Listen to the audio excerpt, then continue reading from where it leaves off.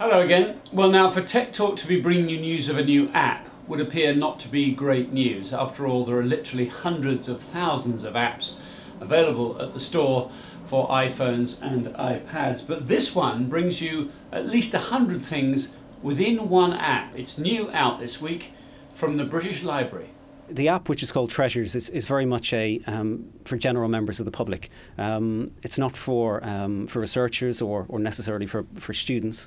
It gives an overview of what we have in the library. It's 100 of the library's most iconic items from right across the library's collections. It could be literary texts, Jane Austen's manuscripts, for example, or Charles Dickens, or it could be historical documents from Henry VIII and Queen Elizabeth right up to the present day. So it's very much for members of the public who are interested in seeing the real objects that we have in the library, and also getting some extra interpretation that we have. So there's about 100 objects on the app, but they're complemented by over 50 videos of our curators and other experts talking about those objects and bringing them to life.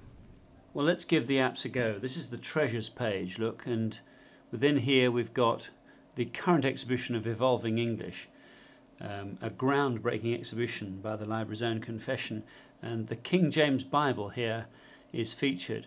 I'll show you how you can play with some of the actual pages in a minute, but let's hear from Roger on this very subject. 2011 is the 400th anniversary of the printing of the King James Bible, one of the most influential texts on the English language. There's a number of reasons for that. Firstly, it wasn't the first printing of the Bible that had been done previously, but it was the authorized version, and therefore this is the version of the Bible that was used in churches all throughout the British Isles, but also the version that was taken by missionaries around the world. So there's many phrases from the King James Bible that have found their way into the language. Words like salt of the earth, den of thieves, an eye for an eye, and they were often based on the specific translation that came from the King James Bible. There are two very different ways of accessing our collections.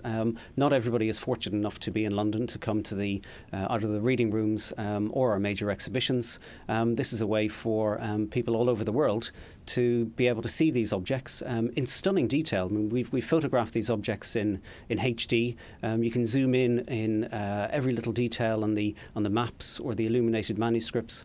And then you can obviously look at the videos and everything else. So it's a way of different people accessing the collections.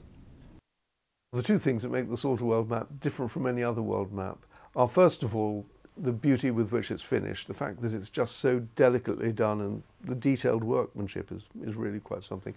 But much more important, perhaps, is the fact that unlike, I think, almost any other world map, it retains its original colouring. The library is 170 million items. Very long term, yes, we'd love to do everything. An awful lot of our material is available on the library's website at bl.uk. We've got some very big initiatives to digitise parts of our collections, newspapers for example. The app is a small step to bring 100 of our most iconic items to a broad audience. You can download it at bl.uk/app.